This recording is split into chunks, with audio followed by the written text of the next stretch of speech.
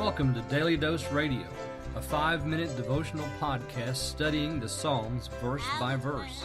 Broadcast from the ever-beautiful Sharonville, Ohio, on the sunny side of Cincinnati. Hey, welcome back to Daily Dose Radio. This is what we like to call the Bible Bistro. It's full of all kinds of good things, including heirloom Bible study. Come on in here. Let's say the Bible together today. We're looking at Psalm 58, verses 6 through 7. If this is your first time to listen to Daily Dose Radio, this is what we do. Study the Bible in the Psalms, verse by verse, 5 minutes a day, 5 days a week, studying the Psalms verse by verse. That's my little elevator speech. That's what I do here every day.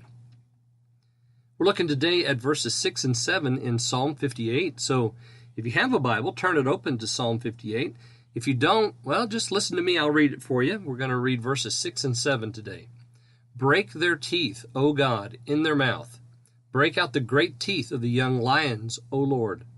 Let them melt away as waters which run continually. When he bendeth his bow to shoot his arrows, let them be as cut in pieces. Okay, so now, first thing we see here is that the name of the Lord is first used here in verse 6. We're 5 verses in. We've read verses 1 through 5. Now we come to verse 6, and it's the first time we've invoked the Lord's name. Break their teeth, O God. So, and then we have break out the teeth of the young lions, O Lord, here in the second half of verse 6. So the Lord now is invoked. We know that we have this prayer going on. So David has been describing the enemy. So his problem is first. He's describing it. They're estranged, they speak lies, they have poison of asps, they are like the deaf adder that stops the ear. So if it's deaf, it's out of control. It cannot be controlled. So the wicked. Now we have break their teeth, O God. So we go back to our original analogy. We're talking about snakes. How does a snake insert poison into its prey? Usually, not in every case, but usually it's through a tooth.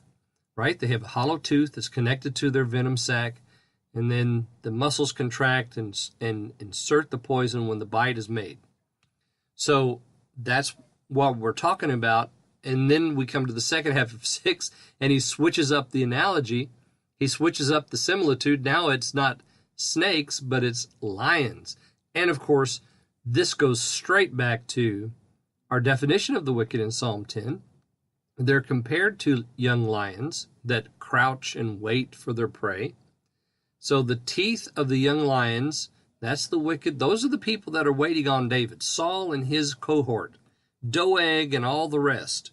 Those people that want David destroyed for whatever reason. I mean, who knows why. David was loyal and faithful, and the blessing of God was on him, and that blessing was being transferred to Saul's kingdom because David was leading the armies in victory. So why would they want to destroy him? People are jealous, you know. People find the blessing of God on someone or a group of someone's, and they want to destroy them. So that's the thing here. These lions are waiting to destroy. Let them melt away as waters which run continually. So think of snow now. The snow is melting, and what happens when that snow is in the sunshine? Well, it continually drip, drip, drip. It causes a stream that runs, never stops because it has a source that is melting. So these waters are running. The snow is melting. The sunshine of God's judgment and justice is going to shine on them. Let them melt. So in the light of God's justice, they're going to melt. When he bendeth his bow. Now the he there is talking about the wicked. The evil man, when he bends his bow. So in the moment that he's ready to shoot his bow at me, let them be as cut in pieces. So God works right up to the moment. We think he's forgotten us. He hasn't taken care of the enemy. Things are still bad, and it looks like we've come down to 0 hour, and then arrows that are in the bowstrings, they just cut into pieces. Why? Because God shines on these folks and destroys them and their ability to execute harm on us.